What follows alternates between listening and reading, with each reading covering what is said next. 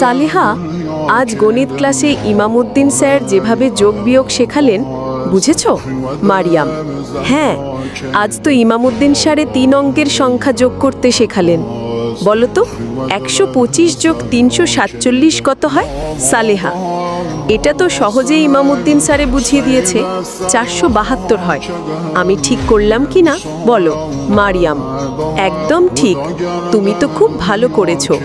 আমি একটু গুলিয়ে ফেলেছিলাম, তবে পরে ইমামউদ্দিন স্যারে ঠিক করে দিয়েছে। সালেহা: চিন্তা করো না, শেখার সময় ভুল করাই যায়। ইমামউদ্দিন স্যারে এত সুন্দরভাবে বোঝান যে কঠিন জিনিসও সহজ লাগে।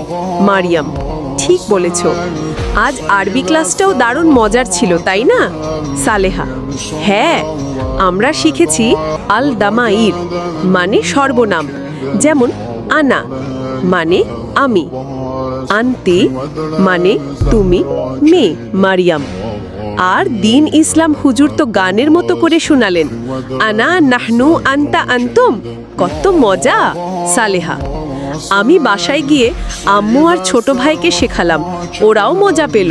মারিয়াম: আসলে আমাদের দারুল উলুম দিন নুরানি মাদ্রাসায় আরবি আর গণিত দুটোই খুব সুন্দরভাবে শেখানো হয়।